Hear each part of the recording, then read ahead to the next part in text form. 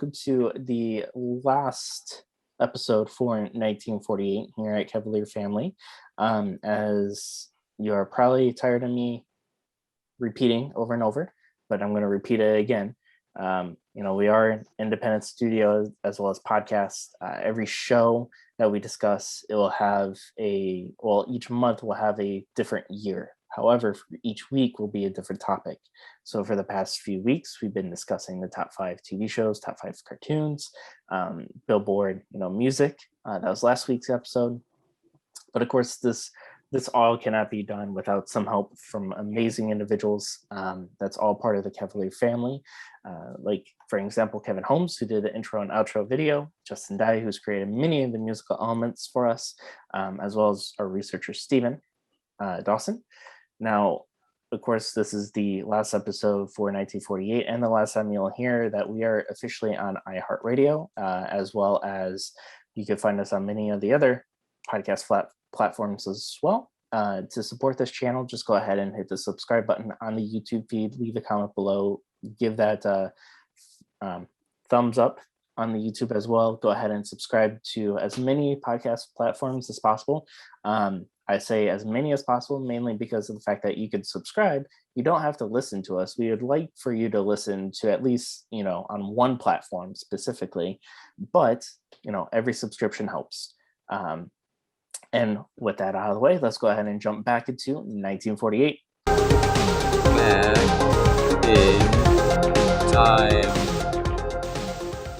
And welcome to 1948, where this week we'll be discussing the top 5 movies of 1948 directly. But before we get into that, let's go ahead and meet our guests, our recurring hosts and co-hosts, and gentlemen all around. We'll start with Stephen. Stephen, how are you doing tonight?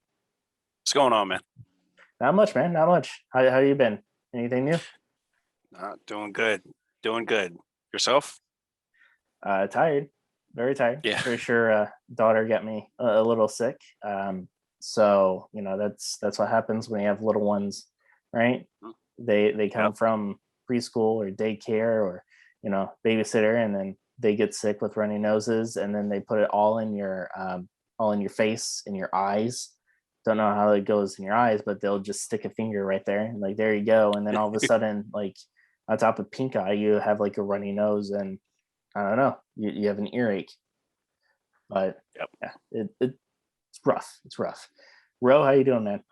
Hey, I'm good. I do not know about that life, and I will continue not knowing about that life. Funny surprise. Beside, I'm a virgin, guys. Come on. Now I'm doing pretty good. I'm happy about where we are, where we're going. It's all great. And hopefully sooner or later, we get your own show on the platform as well. I know. Let's talk about it. I know you and I have been talking a lot, as well as directions and everything goes, because we want to bring awareness to Cavalier Family, mostly because of the fact that with being an independent studio, we don't get funds like how everyone else does. Like, we aren't Fox, we aren't Disney. Like, the funds are not recurring in all the time. Everyone who's part of the group is lovingly a volunteer, including myself. Like, I don't even get paid for doing this. This is a group of individuals that love what they're doing. And I had a dream. I shared that dream with others. That's sparked the same dream and wanting to make this happen. Want to make sure that this grows and be able to share life stories, be able to share movies and scripts and film work and stories that are not known, which is it's a good thing in a way, because you're hearing voices from other individuals that may not be heard from everyday things. So really, this channel is for the average individual, for the basic person that says, I have this dream, how can I fulfill it? Or, I have this story, how can I fulfill it? How can I write it? Well, we're here for you. And we want to make sure that, everyone's story gets shared. And that is a long intro and of a monologue of things that I could have easily said in the beginning. So I apologize about my rant. If you already know me, I rant a lot, so I'll try and mimic and try to bring that down. So my bad. All right, boys, you ready to go into top grossing movies? Yeah. All right. Well, for 1948, top grossing movies came from thenumbers.com. And some of the honorable mentions are come from that website as well, such as The Treasure of Sierra Madre. That stars Humphrey Bogart, sitting at a 8.2 rating on IMDb. And Abbott and Costello, Meet Frankenstein. That actually apparently came out during that time period. That sits at 7.4 IMDb rating. Call Northside. Let's see, 777. It looks like it's starring James Stewart. It has a 7.4 rating. And then, of course, the good old Oliver Twist that has a 7.8 rating on IMDb. But of course, those are honorable mentions. What we are going to discuss from that point forward is, of course, the top 5. And with that in mind, the first one on our list actually goes to the movie Snake Pit, which grossed 10 million, which, it's shockingly still a lot of money back then. Of course, unfortunately, don't really have an inflation calculator or know what it's like as far as grossing terms would go as modern time. But it is a movie that's based on a detailed chronicle of a woman during her stay in a mental institution. And apparently it's also based on a novel as well, which I had no idea about. And with that, that's all I know about the movie. Do you guys have any key points or anything that you wanted to bring up on that? No, I looked at the trailer and it was pretty much, it wasn't a trailer as we know a trailer would be. It was just more like introducing who the cast is. So it didn't really give much detail on the movie. So it's kind of one of those movies that you would have to watch and to be able to give a something about the movie. Okay. So this is in my top 3 favorite movies. I'm kidding. I was like, You wait, haven't really? seen this or this, but you've seen this? No. Yeah, so I watched a clip or two, and no, I mean, I like the acting, but it was very similar to that acting that you would see from That era? the old black and white, yeah, from that era. Okay. That it's very dramatic, but at the same time looks real and not real. Like I don't know how to explain it. Like Todd, I'm pretty sure you've seen Gone with the Wind, right? Yeah. Ro, have you seen Gone with the Wind? All right, you see what you know what I'm saying with that? Like that, it's just like over the top, but at the same time, you're like, people don't act like that anymore. Yeah, like Like the whole like kissing back then. theatrically act. Yeah, exactly. Like people, like you don't have that sort of theatrical acting anymore. Mm-mm. So wait, what is it? Just the way that they're acting. Yeah, the so whole theatrics of it. the best way I can describe it is like back then when the actors and actresses would kiss, like it wouldn't just be like, play with the hair and then like go in gently and do it. It's like a thrusting and then like passionate, and it's like they always say like if you're great at theater acting, then acting on film is completely different. And if you're good at acting on film, then you're going to struggle on theater acting. The same concept, like it's vice versa. When you're good at one, you're going to struggle on the other because it's a different ball game. And it just looks like theater acting. Exactly what Stephen was saying is like very, very passionate in the motions, very over characteristic in other circumstances, very like just recording a play, just putting a play on camera type movie. Like it just seems like what Stephen was saying raw. As well as raw, very over the top.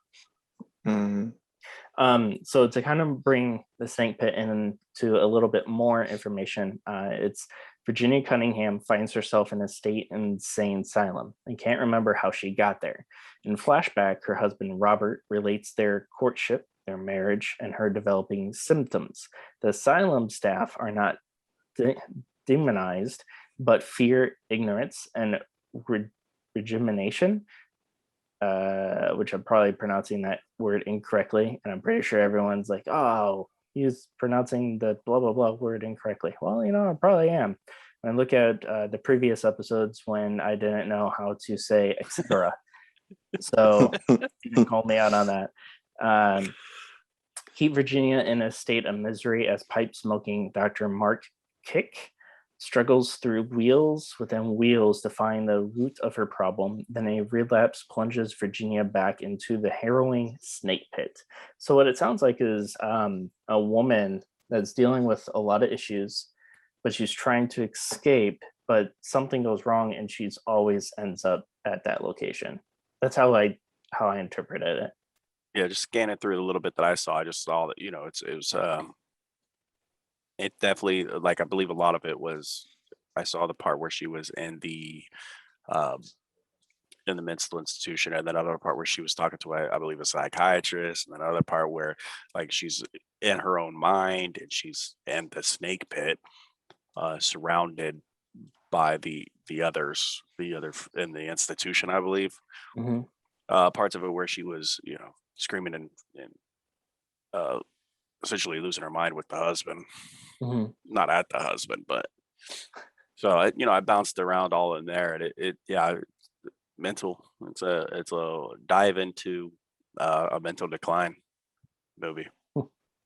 That's interesting. Kind of wonder how it would look today. So if you would have to pick it, Already. What's that movie with Leonardo DiCaprio? oh, are you When talking Island, about yeah, or Shutter's Island? Shutter Island. yeah, Shutter's Island. Yeah, yeah. That's a good. Without seeing the snake pit, that's a good reference. Yeah. Yeah, that, Yeah, that the way you were explaining it, like that's basically what I got. huh. Yeah, okay, I can see that. But if they would do a remake, who do you think would remake it? Uh, Who do you think would be good at it? Yeah, I can't tell you that. yeah, I couldn't tell you. I mean, I feel like that. Have you guys seen that new Jim Carrey movie?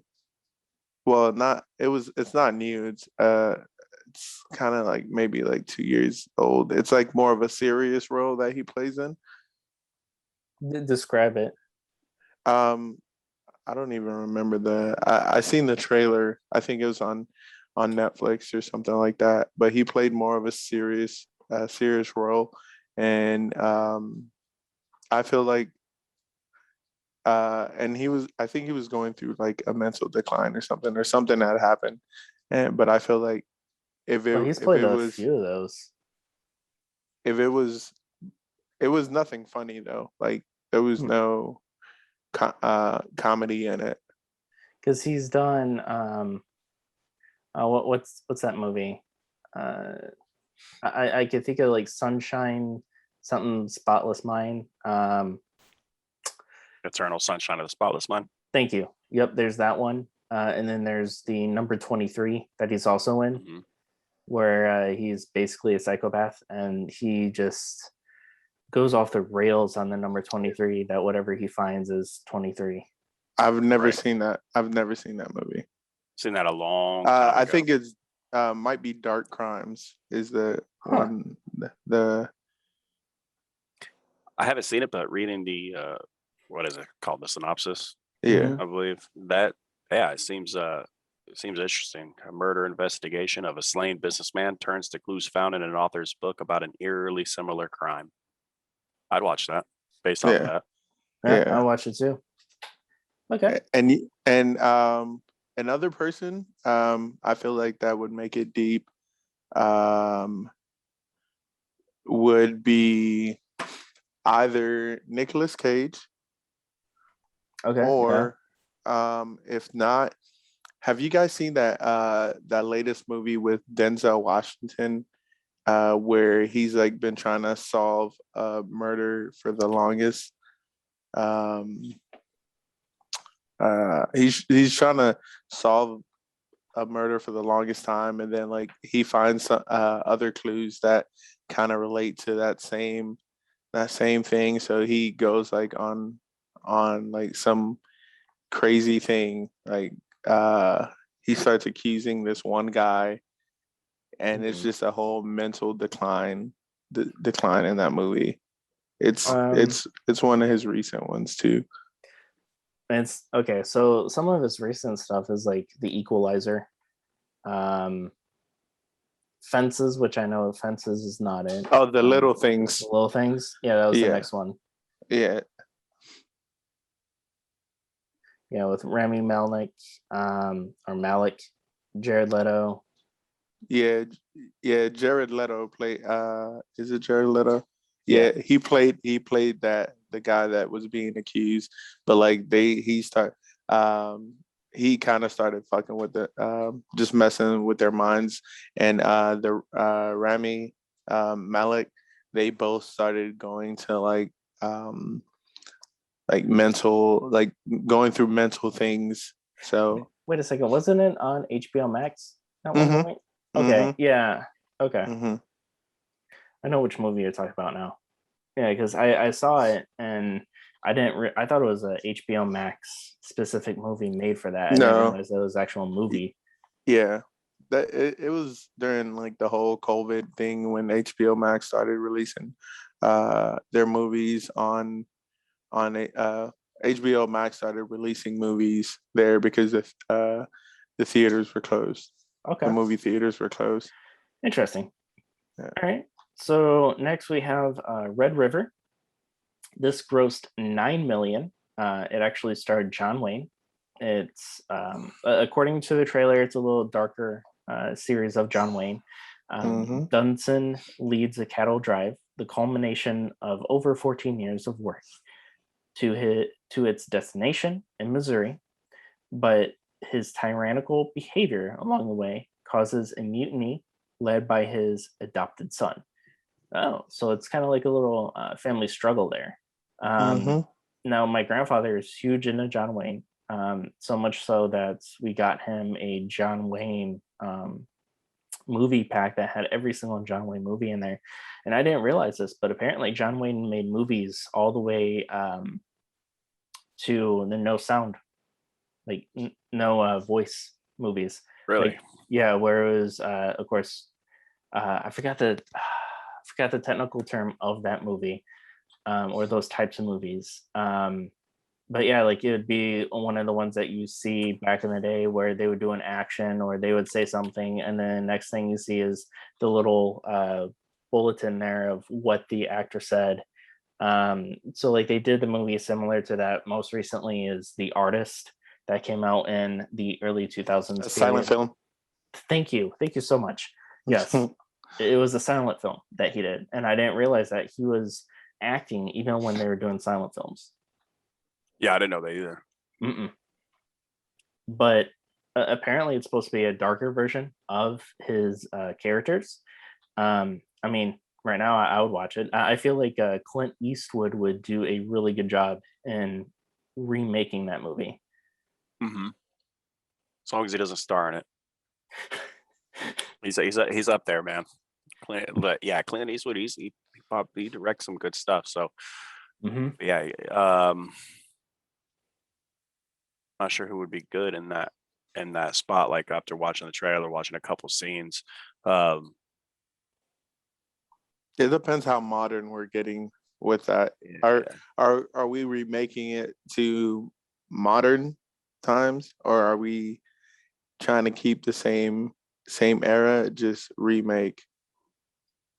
I would say just like keep it remake, like still cowboys, the cowboy time period. Mm-hmm. Um, I'd almost put his son in there. To play the father though, um, Jim Carrey. No, I'm kidding. No. I was just say Jim Carrey's on a roll today, huh? No, definitely not Jim Carrey. Because it would have to be somebody who would um be good at the Western side, kind of like a Sam Neill, not a Sam Neill, but Sam Elliott, kind of, but like a younger version. Okay. How about the guy who um from 007? Which one? The new ones, right? The Yeah, Okay, you're Daniel Craig. yeah, with Royal yeah, Casino Royale and all that. yeah. I can see that. So like Daniel Craig playing the father, and then Clint Eastwood's son playing the son. Mm-hmm. Okay. No, you know who would do a good son? Who's the guy? I know he was in the musical movies, Okay. High School Musical movies. Oh Are you talking? no, Oh, Zac Efron. I wouldn't even watch Damn, it. I, I've never not seen it. watching it. Not watching it. Dude, Remake? What remake? I'm not watching it. Yeah, I'm not watching it. yeah, I'm have you some not funny watching it. movies. have I you? got. No. Sorry, Steven. Go ahead. No, you're fine. You're fine. I was just going to say, have you seen some of Zac Efron's movies lately, though? Nope. The last one, I guess the only one I've seen is Bad Grandpa. Uh, he's not even. Oh, you're talking about because Bad Grandpa is done the movie with Johnny Knoxville. Oh no, not that. You're talking about the Yeah. one with now I know which one you're talking about. Yes. Not like he has been in Neighbors, great. He plays Dirty Grandpa. Dirty Grandpa. Yeah, that's the one that he's in. He was in Neighbors, which is two great films. He was in the Baywatch movie with The Rock. But if you want to see a different side of Zac Efron, though, biggest recommendation is the Netflix movie where he plays Ted Bundy, the serial killer. Mhm. Yeah, I haven't seen that. I know which one you're talking about though. Is that good? Yeah, surprisingly, like I'm trying to think of like any other serious roles that Zac Efron has played, but he does a really good job at that. Like so like how Shia LaBeouf came into play into Hollywood, right? We knew him as Even Stevens on Disney Channel. He was then in Constantine, kind of like a goofy, smartass type guy, and then he was what? Hose, Yep. and then Transformers. Mm-hmm. So like he But was like, always that. but the thing is, like, you can see him playing a serious role, even though he was on like goofy like TV shows. You can see him playing a serious role. But like, I feel like once you get hit with a musical, like I feel like if you gotta do like, I don't know, musicals aren't my thing, and like, I don't know, I feel like if I see you in a musical, especially a kids musical, like I can't, I can't Yeah. really, Well, take you that serious. To counter that, if you remember, there was a musical episode of Even Stevens. I had never seen it. Yeah, I never seen it. You're Yeah. welcome. You're welcome. Never seen it. Yeah, like because that's the thing though. Like, I think that's one of the issues that all Disney stars, Nickelodeon stars have to get over is that kind of child perception there. But Yeah. no, like I understand that you don't really are not a fan of Zac Efron, and please believe me, like when you and I were in the college program, same thing. Like I didn't want anything to do, and then I saw that he was going to be alongside with Seth Rogen in Neighbors, and I was like, it's Zac Efron though. Like I really don't want to. I don't want to Like, watch him. But then I watched the movie. I was like, okay, there is something that kid can actually act. And then I started watching like more of his flicks, like Neighbors 2, like Baywatch, like the Ted Bundy movie, and I'm sure there is more, but like he's actually a fairly decent actor. It's like The Greatest Showman is another one. it's uh like Ryan Reynolds, um Jim Carrey as well, like even Hmm. Kevin Hart, like they're known for comedy. So once you like hear that they're dropping a serious role, it's like, do I actually want, to see it? Because like they're known for this, and you're like, you know, if they mess this up, like it's like, do I want to watch them again? Or, but yeah, it's kind of like that. It's like you have uh the image already in your head, and you're just like, do I want to change that? But I Okay. mean, I'll give it a shot.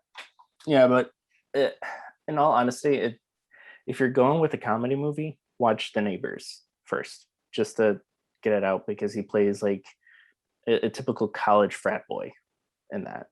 And then if you want a more serious, then the Ted Bundy one for sure. No, Um, I seen Neighbors. Um, I seen Neighbors. I didn't see Neighbors too. Yeah, I haven't Um, seen either one of them. yeah. well, I mean, you haven't seen Casablanca either, or a few other ones. Yeah, I haven't seen Casablanca, so Yeah, that's true. We just need like a watch party. One of these episodes just have like a watch party where we just sit down and show you guys, specifically you, Ro, with Star Wars. yeah, and I'll be like this. All right, so let's go to number three. That is number three was Key Largo. That movie grossed 8.1 million. That starred Humphrey Bogart. Key Largo is a man who visits his war buddy's family hotel and finds a gangster running things. As a hurricane approaches, the two ended up confronting each other. So it's very much it's a typical, movie, I would say, that was done back in the day, where it has, the man that's visiting the friend and something goes wrong and they're just, in the middle of something. Yeah, and it's just drama, and it's mainly, it looks like it's mainly excuse me, based in one section. So like it's not, there's a hurricane coming, so they're not leaving that one stage, right? That Mhm. one set. So everything is basically in that one set. So Yeah. And like as far as like those types of movies too, it does seem like one of those movies that I would absolutely watch. Um just because of the premise of it just seems mhm. intriguing. Um Especially like that movie nowadays, it could be a serious movie now, yes, but I feel like that movie could also be a comedy one too. Like they could easily make that movie a comedy. Mhm. Like like I mean, take a Forgetting Sarah Marshall for an example. That could have been easily like a serious movie, but they made it into like a comedy in a way. um all right, so let's see here. Anything else before we move on? Nope. All right. So number four, it looks like the Three Musketeers. That grossed 8 million. That starred Gene Kelly and Lana Kelly, and Mr. Vincent Price himself. You'll know Vincent Price from a lot of the horror movies back in that time period because of the voice. He was also in The Fly. Now, Gene Kelly plays the Artigan, and his musketeer comrades thwart the plans of Cardinal or Cardinal Cardinal Richelieu, which I know I'm not pronouncing that last name correctly, who's played by Vincent Price, to usurp King Louis the, was that 13th's Mhm. power. Apparently, and I guess we kind of learned this in maybe high school. I don't know when you learned it, but of course it was based on a French historical novel by Alexandre. Dumas. Dumas. Dumas. Yeah. Mm-hmm. I think I learned that in high school. What Where- about the Three Musketeers? No, about it being a book. Oh yeah, yeah. Did you have to read it for high school or no? No, Yeah. Like, and I'm glad I didn't. that thing That's- is Yeah, I seen how thick that book was. it's pretty hefty. Pause. Yeah. And then of course, like everything else, it's been rebooted many times. You had the 1971 version, you had the 1993 version, you had the 2011 version, and soon you have the 2023 titled The Three Musketeers de Artigan. That's starring Eva Green, Lena Cordry, and Vincent Castle. I believe I remember 1993 version. That one had Charlie Sheen. That's it. Oh, Charlie Sheen. Yep, Charlie Sheen was in there. Same with Chris O'Donnell too, Robin from the Batman. Mm-hmm. Nice Batman. He was in there as well. 2011, I believe, had Orlando Bloom. I believe. Never seen it. Yeah, I haven't seen the 2011 one. I did see the 1993 version though. So yeah, that's the only one that I remember. You've seen, yeah. Yeah, or actually remember. I don't know how I feel, because I feel like the Three Musketeers though, it's kind of like one and done already. Like, I Yeah, don't think there's I a mean, market for that. But I guess they keep doing it, so I guess something's working. Yeah, I mean, look at now. Don't get me wrong. You had the movie, The Green Knight, that recently came out during COVID, and apparently that was a huge hit. Which, I would like to see. Is Go that ahead. The Last Duel? No. Last Duel was with that one was with Matt Damon, and what's his face, who played Kylo Ren.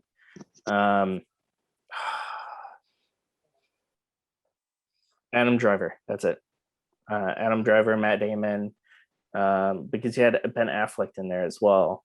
No, the one that I'm thinking of, The Green Knight, that one came out last year as well. That had Dev Patel, Alicia Vikander, Joel Edgerton. And so, do you know the story of The Green Knight? I don't. So The Green Knight is basically the story about how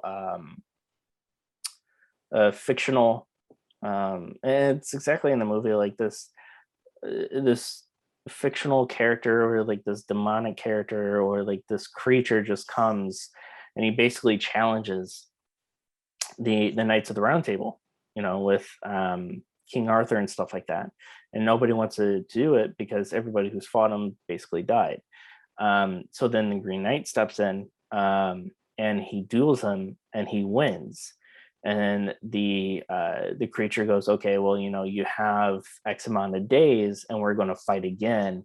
And you are either going to win or lose. If you lose, something happens. I'm trying to remember back from what was taught in high school, because I learned about this in high school. But through the Green Knights, the story, at least, looks like it's beautifully well done.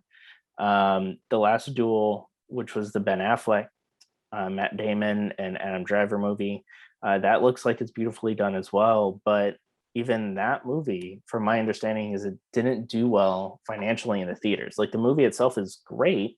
Like, Ridley Scott did a great job, but I guess it just didn't bring in the funds.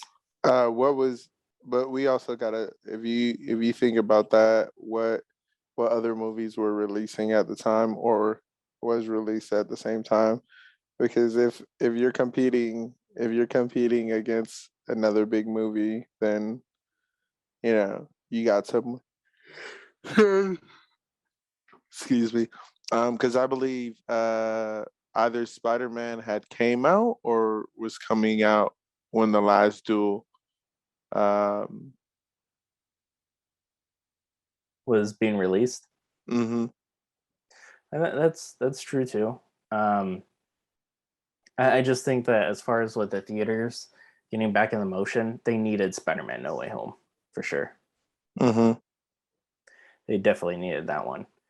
Um, all right, so let's go ahead and move on to our last one, which is number 5 out of the top 5 grossing movies of 1948 is Easter Parade. That grossed 6.8 million. That stars Judy Garland. It's about a nightclub performer hires a naive chorus girl to become his new dance partner to make his former partner jealous and to prove he can make any partner a star. hmm You know what that kind of sounds like to me? What? Um, those movies that, like, My Fair Lady is a big one. Pretty Woman. Never seen it. Yep. So it's basically Richard Gere's character takes Julia Roberts' character, who is a prostitute on the streets, and he basically does the Pretty Woman to her, which is takes her off the streets, makes her a act like a higher class type individual, where she has nice clothes, she goes to meetings, stuff like that. So that's kind of what this movie Easter Parade sounds like, is that version, or like. Any one of those types of those movies where they take somebody off the streets and they make them to a better individual. hmm So that's what I have. That's my partake of the movie. What do you think? Uh, I mean, I feel like it's you know, I I only watch certain types of movies. Like I'll watch movies if I have a reason to. Hmm. Somebody wants to watch it, but for this one, like I think like that's one of the movies somebody would have to be like, hey, let's watch this movie. We put it on, and then um, I'll watch it because I recently just seen Stargate, Hmm. and that's because that's because I had people over and they were like, "Yo, let's watch Stargate." I was like, "Yo, I've never seen it," and then ended up watching it. The movie or TV show though? The movie, Okay, because they had the movie, then they came out with the TV show, then yeah, they had the TV show of Stargate Atlantis, which is the second episodic run of the show. yeah. That had Jason Momoa in there. All right. And with that, of course, it brings our show as well as this year to a close. So join us next month as we go and jump into another year, another time period with all of you lovely people. Unfortunately, we will not be doing Sell Me a Movie. That is something that's still being worked on. Plus, this show is kind of rumbled up in the background, getting done as soon as possible. So neither any three of us actually had time to watch a movie. So we'll be doing that next time around. But leave us a comment below. Let us know what year that you want us to do in the future. And of course, with that, you guys have a great night. Have a great one.